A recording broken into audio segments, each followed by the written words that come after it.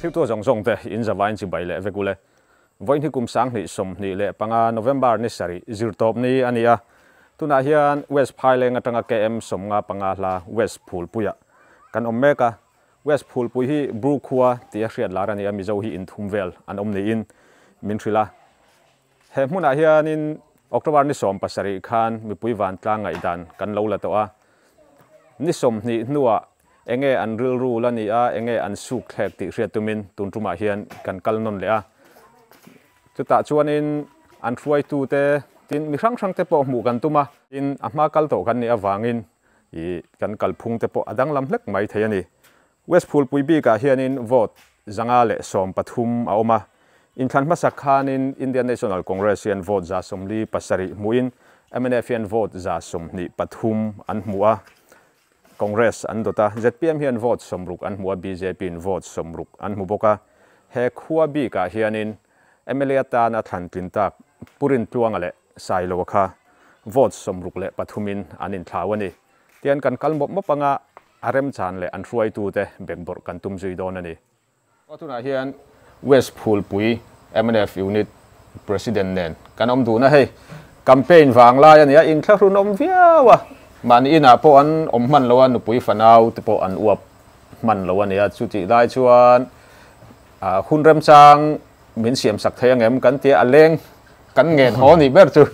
ei aran ho the in kom na hun rem chang kan nei thei do na khun khan taka in kom le khatiang khan ni lawa thian dun ti ti ang dewin kan du zong te kan thria zong te zo na in thri lok pom lowin kan in zot bor poranga kan in chang bor boranga tong sual pal enge malo ompon kan tim pha lem don chuang lo thian dun ti ti kan ngai thadon ni ber chu tiang zong khan I relax dewin kan oma ti ani le hei I in than ma sakhan hetilai hmuna hianin vote somruk le pathum khan tero ZPM ne nin thlau kha chuan ani le Congress khan tamber thlat maya khamitum khan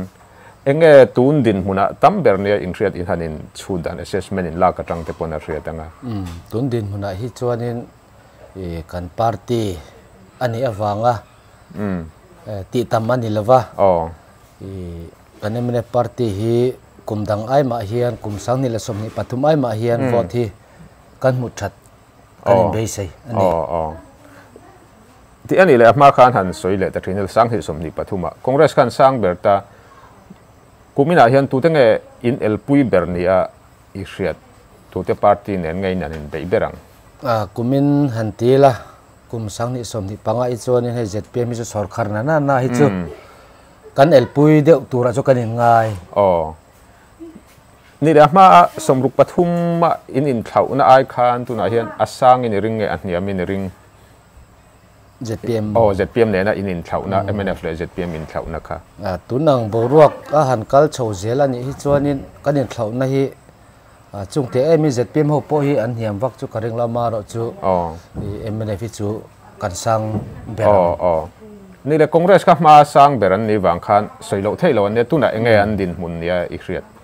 tun din mun a hi chuan Congress chu BJP ai pon an hiama tilai bi ka mo helai bi ka I chuan chu engwanga han niam vak nge ni ta anga ma loka sang ni som ni pathuma sang ber ni si kha tun khatiang borok an ni chhotak sia ka chuan ni sarkar na nai chuan lo bel ve a mi pu te po hi chumi party sang sanga bel ten oma chuak ten oma chumi wanga ni deu ber mai a chang ei tu ra lan chang zo tiang deu te ani la BJP hi enge an din mun yang unit kha chu an om ning kan ria vote engzat borvel nge irin tun din mana I chuan BJP ading tu hi helai West Phulpuiah khua le tuini na ang ani helai voters te ne ya chumi mai ba ka tuna BJP soi tu te tharinan hanni chhotak sia kha chuanin member te po hi tlemin an lo tam ve nga ti tamela chi kha chu party sanania wasiat vek theilo awangin chi ka soi theilo tuna hian Phulpuiah vote zanga le sompali omta vote la hi zali le somnga borvel turang pon lo chu taila khata khan engzat nge mu in be se achi chu khria da hara assessment ang tak po soya chi lo zong mai thama se avel ang talin MNF in engzat nge mu in be se zale somruk chu kan be se zale somruk in be se ahma khan za som ni le pathum mi kha pariat za som ni le pariat mo chuan congress kan za som ni le pasari khanita tero ZPM somruk BJP somruk khanita ni la in elpui bernena in thlauna hi engzat nge nia irin chulai chia chula soi ri theila tun din muna so tun din muna vote thak ma tun an hiam thut mai thei boka soi ri theila ba ar soi ka kha ka chu ka soi thei ri la tha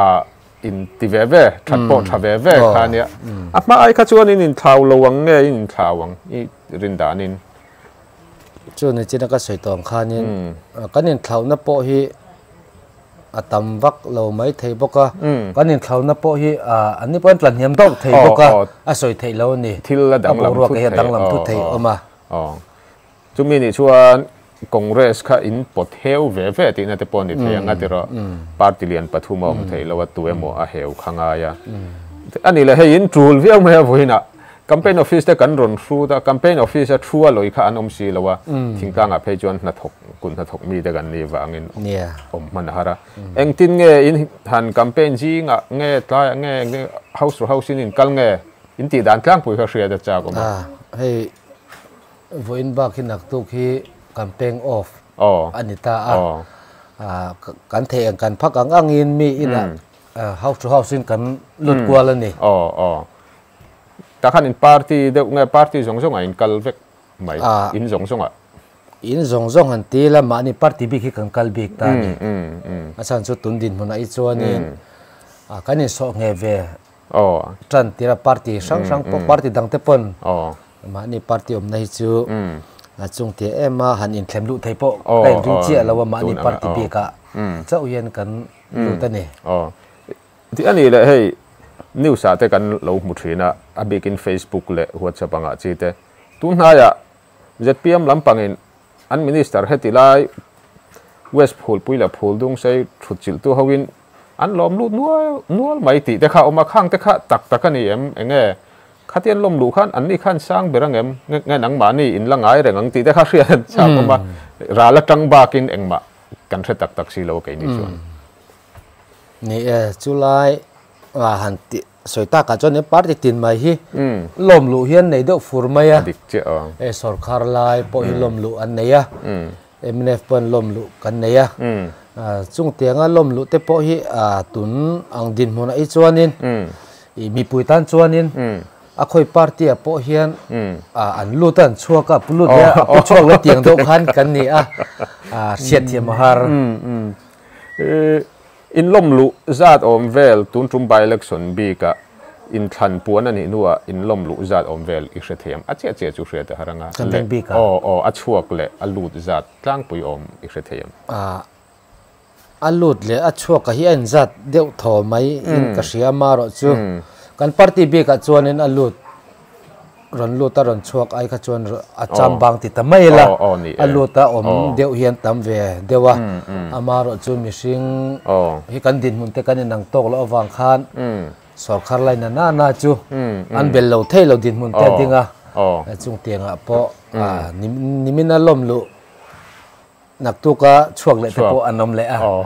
chu wang kana soi le thei ri lo ni a party dang po tiang kha din mun tur thau khania te ro lo thei lo wa chu thret kan chak le pakhat chu hei hetilai bial chunga bru khua pani kan omta inen de popoiner in puk jing veng thara lampang len a khon nia hianin enge in din mun nia irin chiang tak chuan hriat har lawanga har dewanga mani khua ni lo wangin enge a khon nia khan MNF din mun nianga enge in elpui ber ni ang ti te hriat kan han chak le nia mi veng chan chi ni chu hriat te hi hriat thiam te hara amaro chu an soidan thom kan hriat dan ka chuanin sarkar lai ZPM le MNF kanin buk tok ri ti thom kan hria ni a khopania po khanin abial ang thawin palian pani in elna ni dona ni mo ai hun rem chang min pe kan lom viawa kan chua rual kan in kom top rual campaign le tur ni ti kha aria reng maya amaro chu mun sang atang an lo thlir dona kan in kom na hi tin kan una mun sang mi te pon he de lai bial chung mi te pon an thiranga tren khata ma ni party lam chianga an riat khan an thate lo phang thina thanga an riat khan an ngetan phu thina tenga te khan in fuyangai chang poma engemo kan in kom top nan thukam ni khat soidu inei kan ringa eng khoi zong point min han soi sak ta che ani e tun lai boruak a han thlir hianin a tiang ai chon boruak ani ka chuan politics lampang hian in deuh ber mai dona ni ami pui a tua po hi tunang hun lai hi chuanin party tina hian lut chuak kan om deuh renga khatianga om hun hi kan ni to lawa mani om nai chon nget takin omila a sarkar lai po FNF po BJP po Congress po kan party sang mi puite le mani party ngai porin om takin mani party an om thewila chu kadu ani cha kadu ani ai hun rem chang min pe kan lom lu tu ke tuna chuan West Phulpuiah ZPM unit president purin thara dalrin thara nen kan ti vele lok dona he kho chunga unit huai tu sang party huai tu sang te kom kan du ber khania hetia kan kom kan ron kom ha jen kapu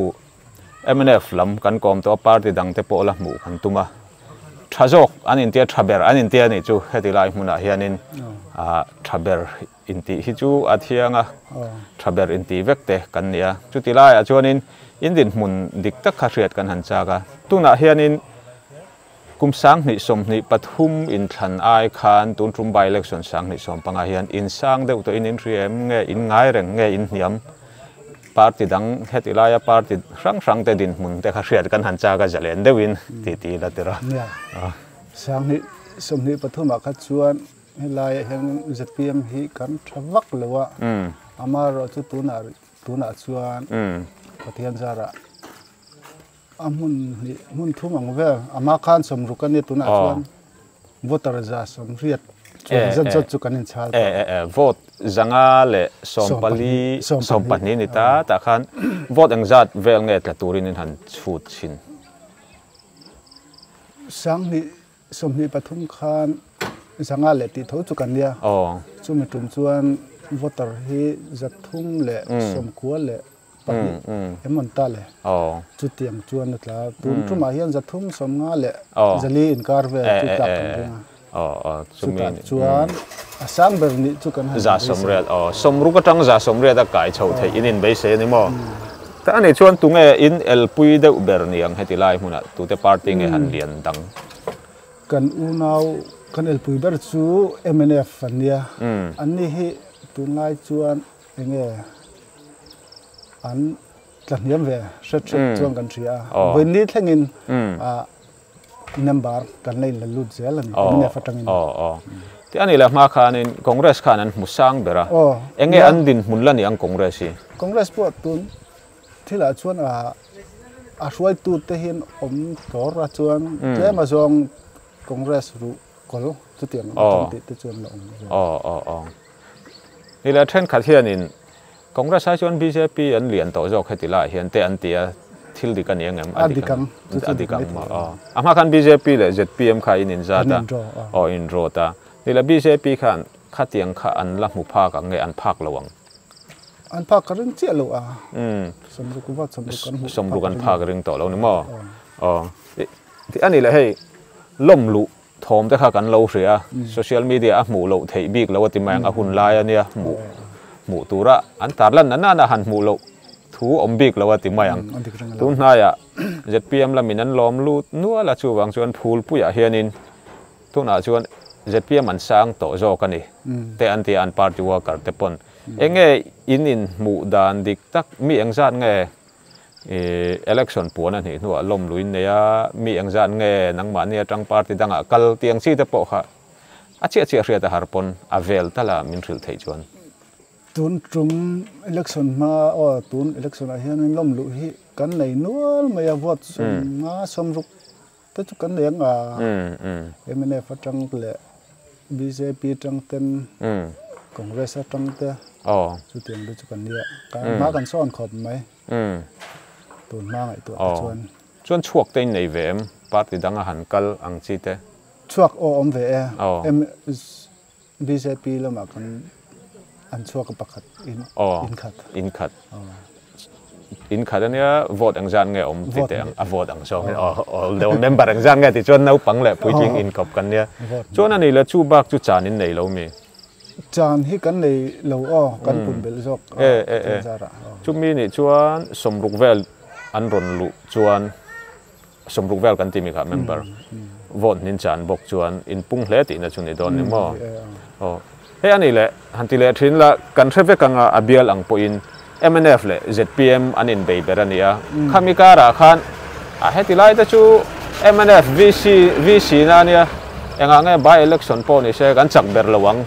a chiang alom te an tia kha in pompui the em pom le ba eng man ti thelo wa sian ka mo henga tu ma de chon ne an lo mol mang dawa tu no chon ruling ruling hi an seve ruling hi kan bo tlang ruling bo tlang pui ta chon ani le engting nge in han campaign dan tlang pui te hriat kan han cha ka house in kal top nge public meeting tiang chi te po khanin ya hi kho khat na chu kan in hretlanga chu mi te chu an hing deuh in an tia chu tianga te chon in ma kan bak lawata kan ta chil ta chuan chu ni za da pon MNF an committee member le an nu po MNF enge kha zonu zonu women from me MNF chon women from an secretary kan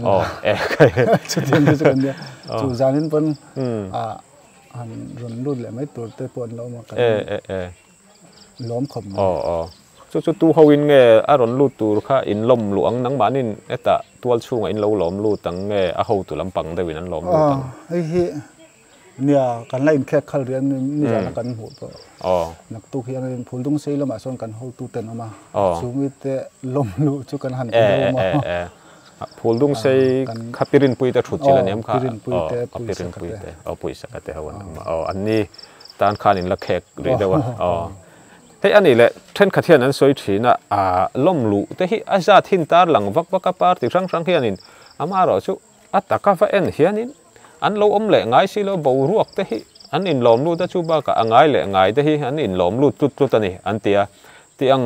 boruak voter se kha in lom lu ve lu ve ke ma ne chung kan in chiang mo chu party thik thu hi cheve aron lu tak don ne don hoti thlenin kan thi thlai ta chu tiang chuan in kan tia a then te hi chu an ma ni lo om na party a ban na te a han zia ka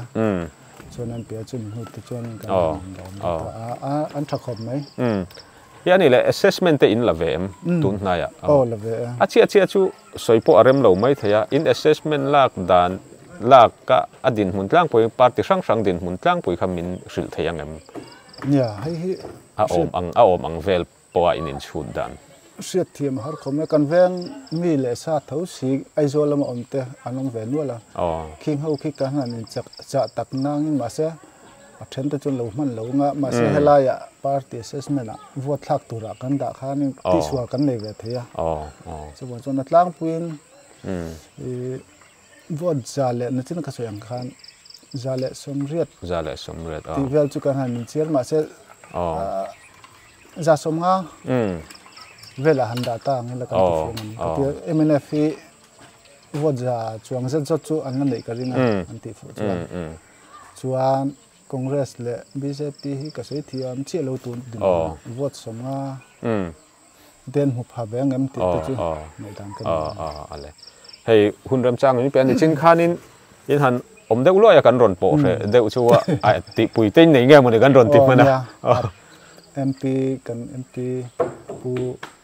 richia pu richia kan lo man lo ne chu a ti lai vel te hi chu ya me le nge hrui duk pa nge ti kha hriat to lo kan in sul pel na salom to lo tu ka ani le hei kan in kom bor a lo mom viau maya heti then khat chu mundanga om te po hei in party athrati khai se an lo jam thina chia ni ten an in ria an phu lowa maro chu in that thu vel an han ria te hian an phu thina in din mun an hetilaya konfi takin in ring tok takin thamuang takin in omani tin ria chon an ni pon thamuanga an rilu pok nge sot karinga chu tiang mi te le he kan in kom na hrim hrim lo thlir tu te hna hian tong kam ni khat ato pasoi idu karinga in than kai no yan yang chu ole lo mo ma nia sei tur chu tamanga mar chu ke hi thu sei mi kan ni vak lo at nge atit ti chi kan ni ta lel ma chuan tum tum nia kan sarkar se pm nia helai ya nge van doi thak takin opposition bial kan nia chuan min bial tu pu rin tluanga to aza oma van doi thak takin min borol chana amara chu nge ente kan tiang kan van duai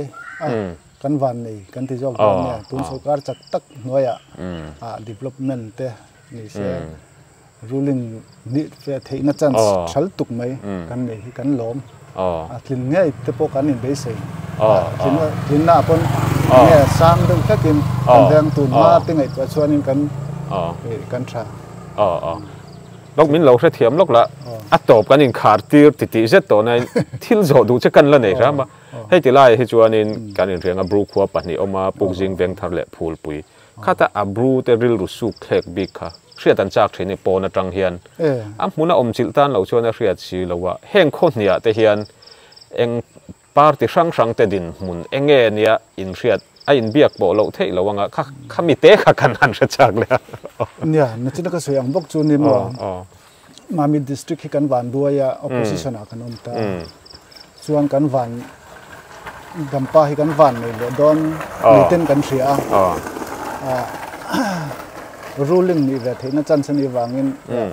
ami pui kan jok po hian en vote lein JPM vote lin ngai kha kan tum tlang helai mai ba ka pu jing rang thar te pon ye boruak chu engema chen kanin hei kanin berenga chu tiam te chu amin ka sia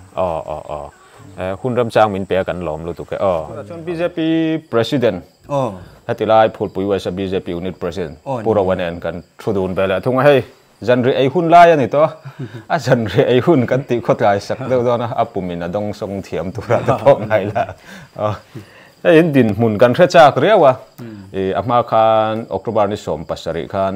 mi pui van tlang ngai dan line he khua hian kan ron kal to ni som ni nuwa enge adin mun riat nan party ruai tu rang rang te kom tai la opinion poll la to lawin an din mun a riat thawang a kan tia party en ting a man son lo ti te nangma ni in be sei da nang chi de ka riat kan an cha ka ya ni le ama kan ron kal lai khanin BJP flag te hila om manglo khang kan tu na hian a om treu se enge om zia khanin Phulpuiah hianin West Phulpuiah hianin BJP hi enge ni unit din mu mal eng ma kha lam lawa sarla ma kan veng pa alo din don na wang khan ke khamiran so mani puro le ni mi pui na ka ngai ba ti danga yom thau chuni chungin ma sengin hei karon din don ta ka chuanin min pui ka ngai ni tia min sama wang khan ni si ti ni chuanin party dang omani se khatianga kan khopa ngai candidate don chuanin nge ni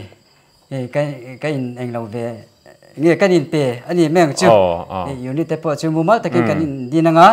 te chuan ma kan la chodon nia kan tia ti khanin emene khanin ma khanin organizer in ko ma block khan chuanin chumi chu ka chu sanin tu na hianin BJP ya unit kanin puya president in tima hianin ko ani chu ti ani le in thlan ma sak khan kum sang ni som ni pathum khan BJP le ZPM kha in zata congress an sang bera MNF in an dot khan ita tuna hian BJP hi nang hial po ti mayang MNF VC na khua tang in BJP in lut khan ya enge in din mun in ama ai khan in thang nge in langai reng nge in niamang ti te hria da chaw ma ni kha khat chen ka siang khan BJP hi unit kan din na te la rei lawa tu na hianin kan assessment po aniam ber kan lan diang amaro chu tu na alanda na chuan BJP hi min bo in kasia a boruak omdana huin na silanga na kina last minute da chuanin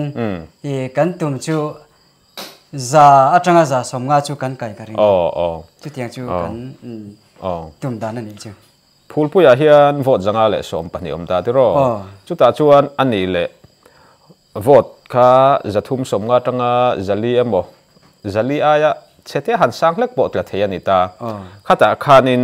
party sang te vote mu dan tur ni riat in assessment la ka tangpon thil chu la danglam le thei ni tain atlang pui khamin thul theiang em nia tuna ganin lawa tak hi chuanin ke mani ngor hianin enge ni party dang chu kan ngai to man lawa ke mani ngor hianin kan in lawa wang khan ve lama ka ria dan te chuanin ZPM chuan za somli anin ngaya chuan MNF kha za somriat an tiamani tiang chuan tia congress kha som khua anita ke ni kha aniam ber kha khan kan da ilawa amaro chu chu jina se yang khan za le somnga chu kan in base he ani chuan thingkang khua chuan a big takin kan lo in thre chianga in thre om hnai vai te phei chu kan chome nen lam kan in thre saka kan in thre chiang ta ni khata khan I mu danin he khua hian tundin huna vote thlang ma hian voin ani ang chu eng party nge tam beranga engin nge dotang ti angchi a in dot om ang nang mani na in chu dan in mu dan te kha riat kan chaka tuna alan dan thim ma chuanin ZPM chu atam ber turangai anita achan chu amma khan chuanin in local masa khan chuanin MNF an tam amaro chu boruak in lum le ta ti khanin he ni hi kha chunga hian ZPM kha andron vungta chota tuna takhi chuanin ZPM chu an latam karing deu maro chu nakin eng lawa chuanin ke ni hi kan sang ber the sang ber the e thren khatina an han soya chu dilai chong kan lo pot chadang chenga congress in BJP chu an tam zo kang tuna po te anti ve thomaya party dang kan han zo pon chu la sang thei tur kha India chu ta tak chon engtin nge khatianga ron thang chak tur khan ma in han la ka in campaign dan te hria da cha ko ma a zong chu hey secret in soi chua lem lo chi te po om thea van tlang hria da ta na tranin lak dan nia khalai kha sei acha kom khop maya Mizoram kan sarkar to te kan sefeka nang ngei po se tu congress hei le chen min shroi to tun hi kan din huna MNF min shroi to mi pin kan sefeka ZP min shroi to hi ni le chu wang chuanin Mizoram ange ni kan politician le helaya ke mani mi mol ber poina kan ngai dan alo omta chu mi te party pathum chu kanen chin to an din hune ti hi ni wangin tu na hian en chin lo party hi chu BJP hi chu tu na hianin BJP hi dik tak chuanin mi sia dan chuan enge ni a holam de khan min ngai tin BJP di po hi then chuan an zagrum rum ani amar se chulai kara chon tu na chuanin boru kan chan chu kan thalai mithiam tam tak hianin en chin le an chak to ani BJP hi tin neutral tam tak po hianin tu na hianin BJP hi BJP lam hi an on tran to chu wang chuanin tu na hi chuanin BJP boru hi alolian ta chau tial ni in kan ria chu wang chuanin an extra chuan tun a hian boru hi kan kang le sot don ti arin oma kang po kang ngei do na chu BJP alo in lo na chak chan chok na chan po chu an yang ye ani le hetilaya kan bru u naw te khua tho pukjing veng thar nen po inin be po renganga politics ate thil danga te po enge khami ak patni a bel khom khan BJP din mun ni ang in party din mun ni ang atniam ber ve in yeng em khonia khan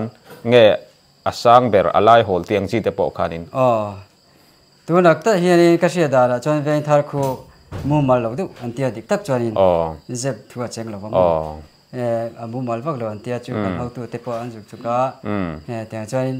tun na chia hianin an din mun chia hi ka selawa ke ma ni a shim chuan su se tong khanin a sang ber chu kan hau ani chu khulam ku chu ka chiang lo a lom om hle mai he ani le ei I hun kan ron la hek riau mai a poi lo ve nakina kan in kom rei phei chuan pum te ri rui ang ti te pa lo ma in thla run ma ta chuan a top lamatan eng kan in kom na lo ngai thatu te hne na thu cha du te poi nei kan ringa in party pui te khatiang politics lam hoi idu lam atop khar nan tong kam ni khat min han nei sakla nia hei en se du chu ni chen ka se yang khan BJP hi party dang ina min hu da chuanin ho lam dewa om le nge ne sum lam pang the chua an ma ni sum he ka an ma ni politi kalphunga nge ni vot va pisi lo khan tianga hong lam dewa eng lo tu ra khai min nga ya ma ro chu khang tiang khanin politics mani se tu na hian BJP ni sin ka soyang khan kan thang chowa khang tinga min nga ina ka ra khan BJP lo tha ji le development te pa lo chak ji te kha tam takin an sia chho ta ka chuanin BJP hi kan tha chho do na tin BJP he atam theyang ber min vot chok tur pon tu la hian kan nge ne sei du ani chu purawa ngen na kha ngai poi mo sak turin kan in ngen zui ni sela hei hun rem chang tak min siam saka wangin I chunga kan lom lu tu ke khati khanin thil omzia chu kan chiang kuarin arin ama ro chu a khai khom na thupa choi du kan neya party sang unit pali ruai tu te an president interview vek kan du lain president an rem chang vek lawa tin Congress bi ka hian van doina kan to ka chu thupa choi ka du na chan pakhat ania an unit treasurer kan interviewa interview kan tum khop maya janri an lo ei lak lo awangin an janri ei kham kan nga ka mundanga te kan han kal le ria mundanga kan kal hnuwa interview thatakin kan nei theya am ero chu kan mic lampang zo ka harsat na kan to ka a video toy te ka ron da anga chu da tang chuanin a sound omzia chu kan man mai inarin oma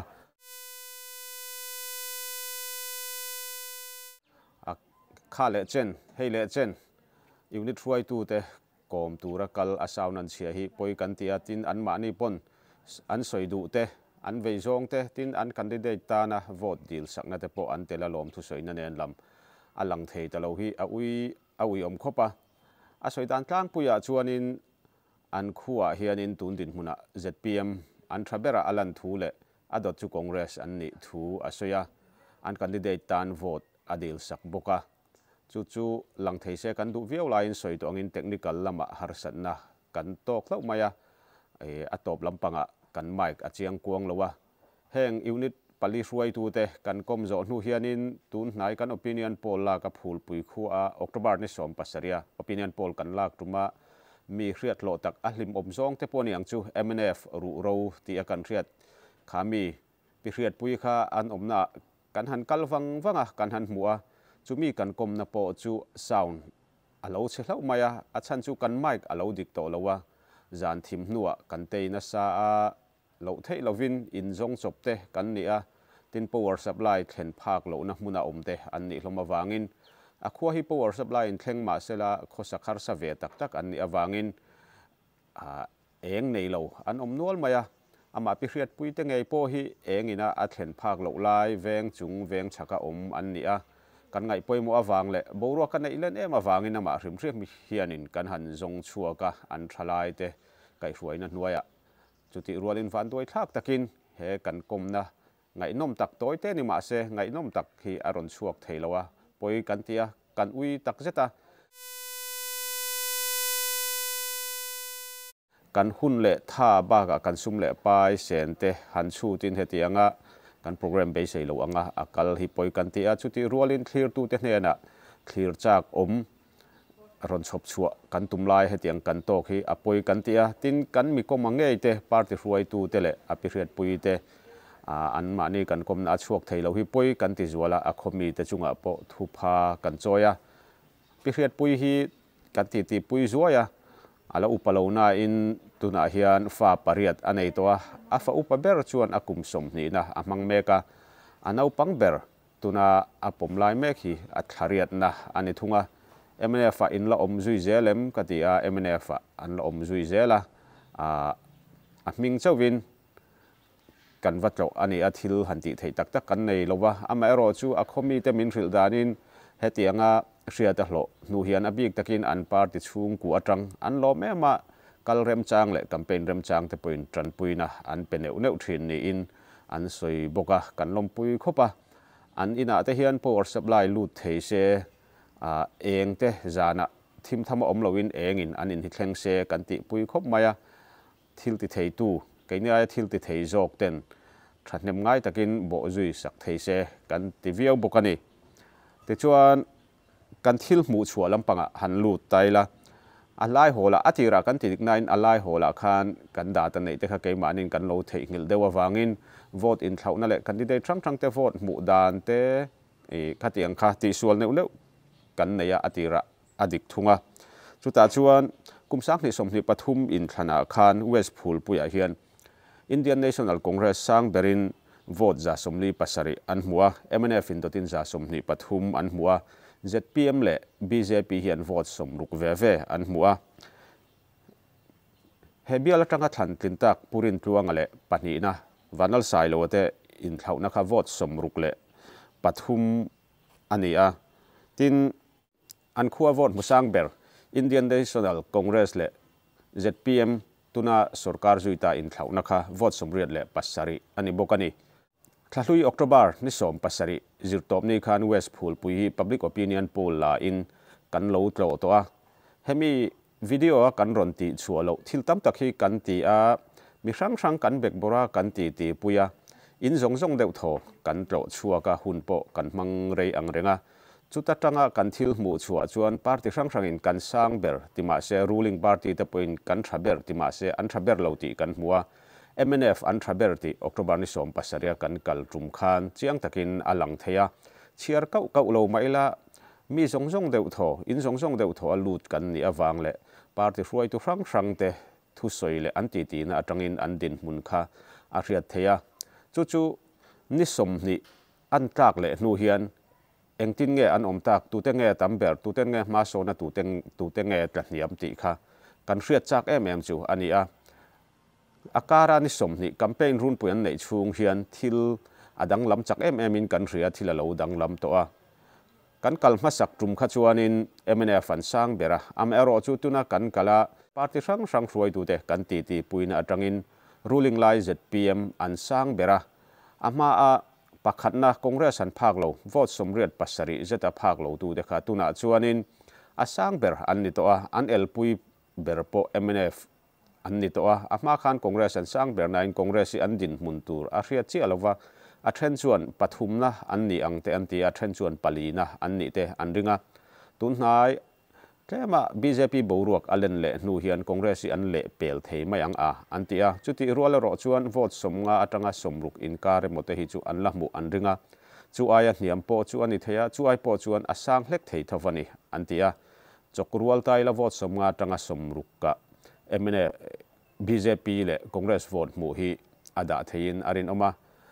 assessment an han lana in lut le chuak an omton renga wangin riat thiam har deuh hleka chuti rual ro chuan ama pakhatna vote somriat pasari zeta han phak lo tu ZPM hian ma an son na sada wangin asang ber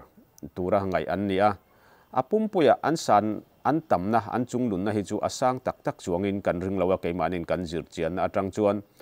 vote som ni atanga somthum inkar vel hi chuan an sang fal ani pon an sang fal chau don ni in kan hmuwa engpo ni sela sang ni som ni pathum ai ro chuan ma an son na salea tin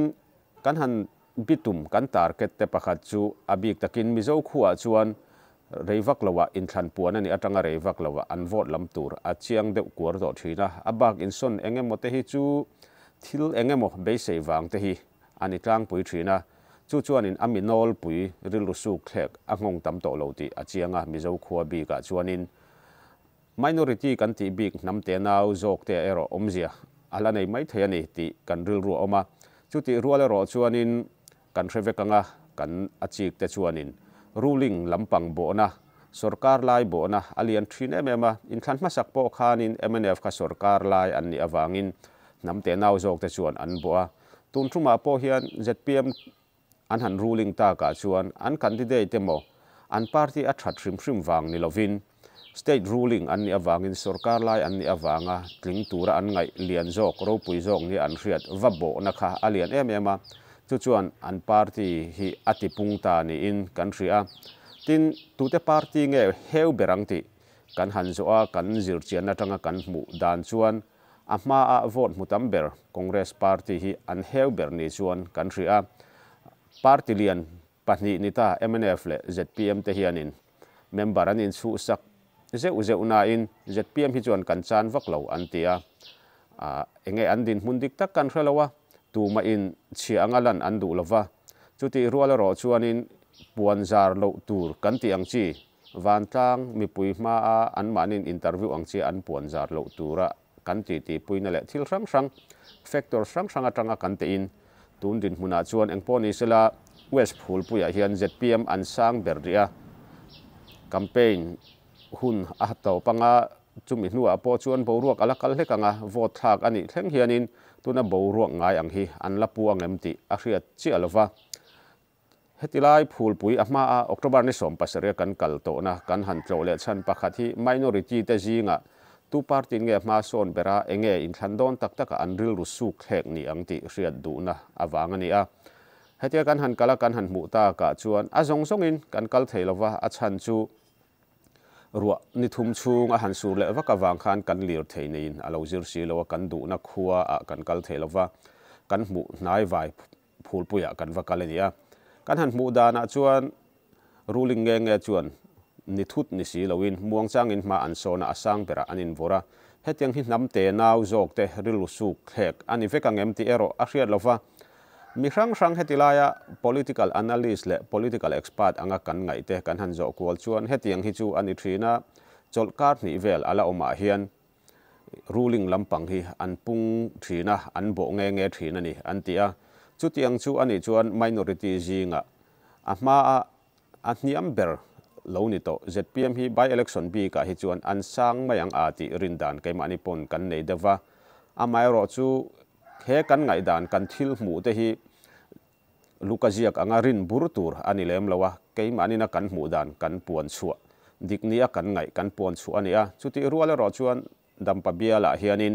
ni som ni le pali chung set kan om to a boruak kin min chen chila tin keimani pon mi rang ti te kho rang te kan fan kual ve to ka wangin thil om zia tlang pui hi chu kan man to kin kan ria chuwang chuan kan mu dan kan ngai dan zalen takin kan run puang chua ka soile soinu khang kan ngai dan te kha thil ni dan chiang tak ani kher lo ani ti ero min riat pui anga ya a chan chu thila danglam thut theya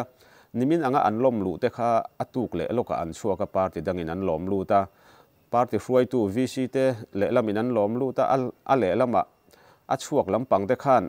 le lama mi te khan lo lom lut vela an in lom lut ton renga Phulpui anga te po kan kalma saka MNF party hruai tu poimo tak an organizer kha kan kal le chuan BJP unit president alo ni thei to a chu chuan in thil adanglam chak thei zia ati chiang viawa party pakhata ru tak kan han mu kan kom thahnem ngai tak te po kha kan kalnon le ni som ni nuwa chuanin party dang hruai tu poimo te jinga an lo om man le nol thina he hianin namte nau zok te rilu su khlek le politics a an ril ru om dan an ngai dan an chet zia atar lang thokhatin kan ria engponi se kan mu dana chuanin ruling lampang nge chuan in than ma cholkar ni la oma hian minority te jinga chuan bo an lo hlo deuh ni in kan ria khang kan thil mu te kha kan ngai dan ani a tu ngai dan emo ani lo keimani na kan zir chian ve na atanga kan mu ani ti min lo hriat pui don ania in zawaya chunga kan lo me